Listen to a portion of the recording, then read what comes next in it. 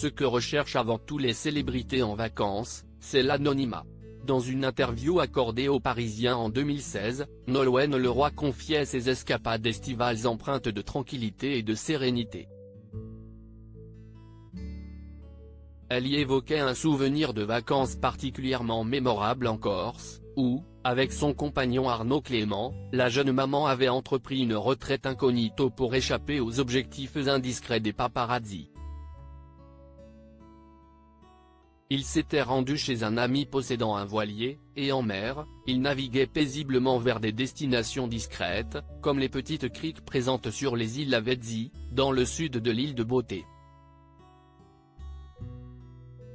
Ces endroits inaccessibles par voie terrestre offraient, à la coach de The Voice et à son compagnon, l'intimité tant recherchée, leur permettant de se ressourcer en toute quiétude. Il n'y a de bateau nulle part. On s'arrête à des endroits qui sont inaccessibles par la terre. Bref, on est vraiment en paix. Le programme était idyllique, loin du tourbillon des flashs des photographes. Du moins, si est ce que la chanteuse pensait.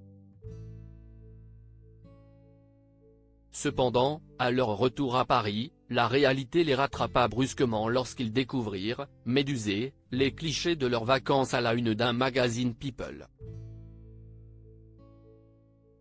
On s'était fait suivre pendant 10 jours, y compris lors de nos haltes où a priori il n'y avait personne.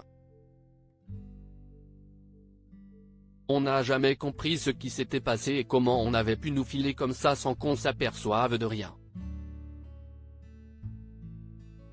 Ça m'a vraiment gâché les vacances après coup. Cette intrusion inattendue dans leur intimité a laissé un goût amer à Nolwenn Leroy, qui avoue avoir été profondément déçu que leur moment privilégié ait été étalé sans pudeur dans les médias. Supérieur à H1, Christophe Willem, Nathalie Marquet. Les vacances des stars, quels sont les endroits de prédilection de Nolwenn Leroy en Bretagne? Quand Nolwenn Leroy préfère la Bretagne à la Corse, la chanteuse a un itinéraire bien défini, dont elle a accepté de partager ses lieux favoris avec nos confrères du Télégramme. Pour des expéditions 100% authentiques, l'interprète de Tri Martolotte recommande des promenades sur l'île Vierge, ou bien sûr le long du quai du port de Guilvinec. Pour bronzer au soleil, direction Ploumanac et sa plage de Granit Rose où la gagnante de la Star Academy crapahutait déjà quand elle avait 10 ans. Et pour un panorama à couper le souffle, arrivé à Saint-Michel de Brasparts, après avoir marché à travers tourbières et marais, pour enfin balayer du regard les Landes désolées. Si est presque angoissant. À l'image de cette chapelle où se cachent 1000 légendes et diableries. Article écrit en collaboration avec 6 médias Crédit Photo, Dominique Jacovide.